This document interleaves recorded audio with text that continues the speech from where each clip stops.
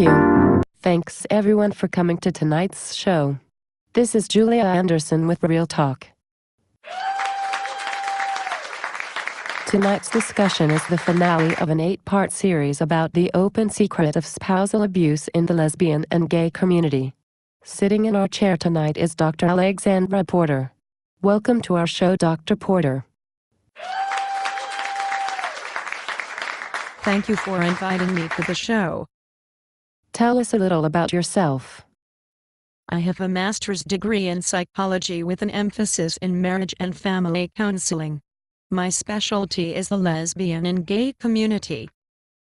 The series will give an overview of what is domestic violence, the first signs of abuse, 2 couples speaking on their lives being in an abusive relationship, signs of abuse for friends and family, the law, resources to get help, and a wrap-up of the series.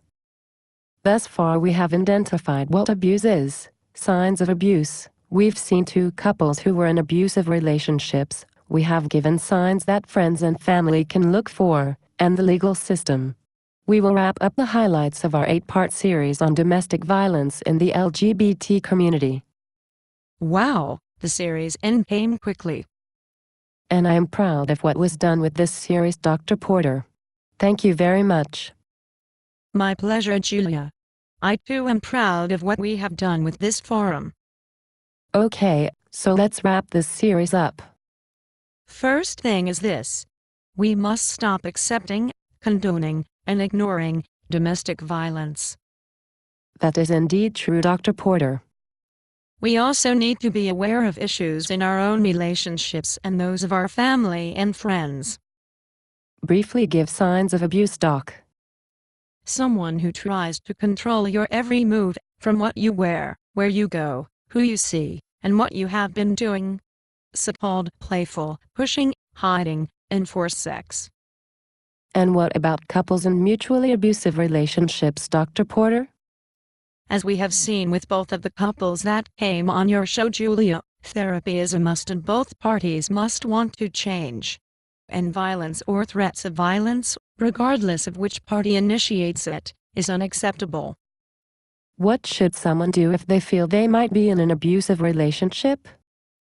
Contact the National Domestic Violence Hotline at 1-800-799-7233. They will be able to help you and at least listen without judgment. And sometimes just being able to vocalize what is happening to you can spur someone to get out of a bad relationship. And again, if your every move is being monitored, don't use your phone or computer. Use a friend or family member's phone or computer. And you can always go to the library and use their resources.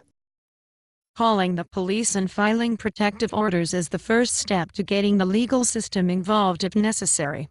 Some relationships end badly and only legal means can end it. Anything you want to add before we wrap up this series, Dr. Porter? Yes, Julia. I want to say that domestic violence is nothing to laugh at, nor is it something that should be tolerated. But everyone has their own way of dealing with things.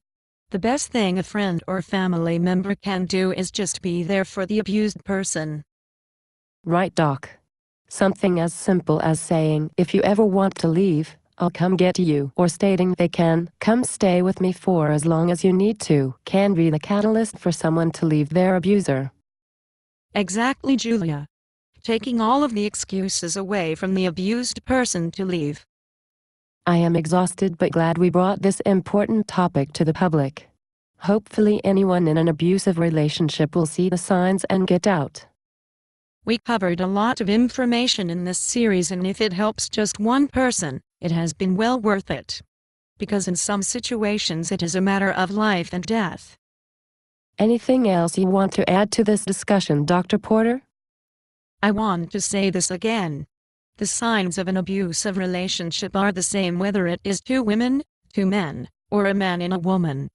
Gender is also irrelevant. An abuser is an abuser, period.